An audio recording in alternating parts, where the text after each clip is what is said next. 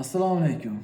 Meni tanimaydiganlar uchun men Muhammad Maqsumov, ong osti bilan ishlovchi mutaxassis psixologman. Ya'ni jamiki munosabat, xafagarchilik, nafrat, alam, tushkunlik, ikkilanish, nosog'lom, yomon xayollar bo'lishi mumkin. Barcha sizning fikrlaringiz va tasavvur va his-tuyg'ularingiz bilan ishlovchi mutaxassis psixolog bo'laman.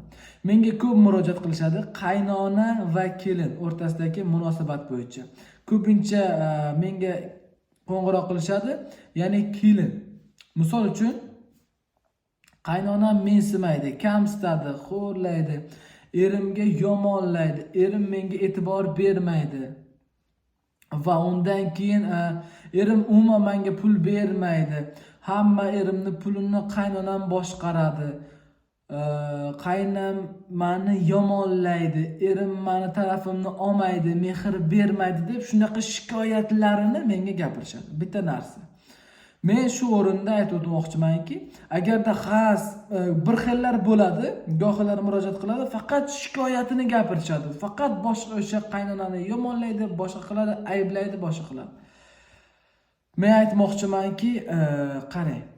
Siz qachonkina mas'uliyatni o'z bo'yningizga olsangiz, ya'ni mana shu vaziyat voqea meni hayotimga berildi. Bu vaziyat men uchun berildimi?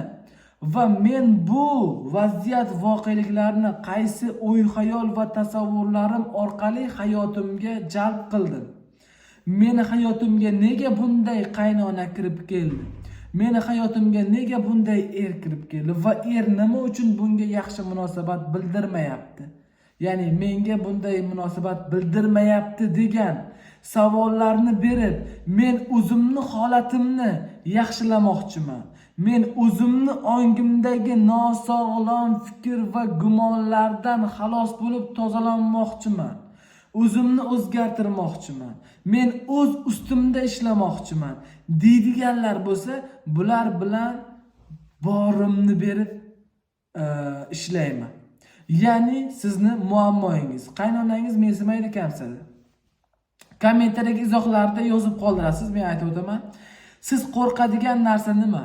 Qaynonangizdan nafratlanasiz, ya'ni ichingizdagini ayta olmay yoki siz tushuntira olmay nafratlanasiz-da. Aslida nima uchun tushuntira olmayapsiz degan savol tug'iladi. Nimadan qo'rqasiz? Qo'rquvlaringizni yozing. Qaynonam noto'g'ri tushunishidan, meni chiqarib yuborishidan, erim men bilan janjallashib ketishidan, tashlab ketishidan, xiyonat qilishidan qo'rqaman deb va hokazo. O'zingizga bor qo'rquvlarni kommentariyaga yozib qoldiring. Va yana shikoyatlaringiz, qanaqa shikoyatlaringiz bor? Qanaqa muammo bo'lyapti qaynonangiz bilan? Tushunyapsiz? Qaynonangiz mensimayaptimi, kamsityaptimi, sizni ayblayaptimi, sizga e'tibor bermayaptimi yoki pul ola olmayapsizmi, mehr ola olmayapsizmi, e'tibor ola olmayapsizmi? Farqi yo'q. Tushunyapsiz? O'zi aslida rashk qilish, e'tibor kutish, bu aslida o'ziga muhabbat yetishmasligidan bo'ladi. Tushunyapsiz? Muhabbati bor, o'ziga mehr muhabbati to'lib toshayotgan inson sevilib yashaydi.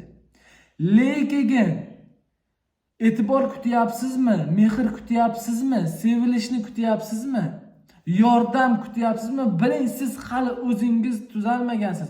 O'zingiz sog'lom emassiz degan, ya'ni fikran.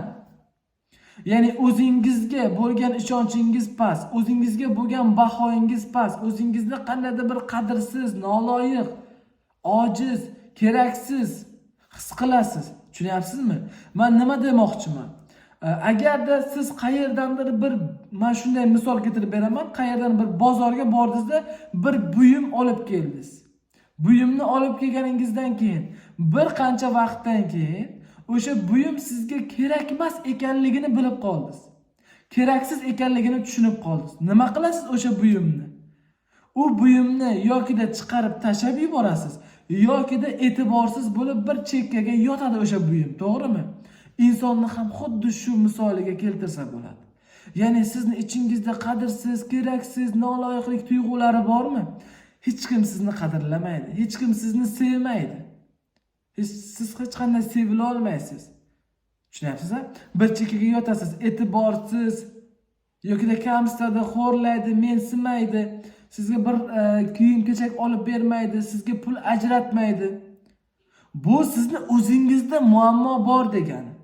Muammoni boshqalardan emas, yoki-da aybni boshqalardan, xatoni boshqalardan emas, kamchiliklarni o'zingizdan qidiring. Tushunapsiz?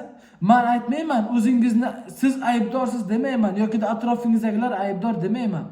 Shunchaki siz o'zingizdagi nosog'lom fikr va tuyg'ulardan xalos bo'lishingiz kerak deyman. Mana shunday fikrlar sizga qachondan qanday o'rnagan? Mana shu er va qaynona sizni hayotingizga nima uchun kirib keldi va ular sizga qanday dars beryapti? Nimani ko'rsatib, nimani anglatib beryapti sizga? Siz bularni anglab tushunmaguningizcha, ularning munosabati sizga nisbatan o'zgarmaydi. Umuman o'zgarmaydi.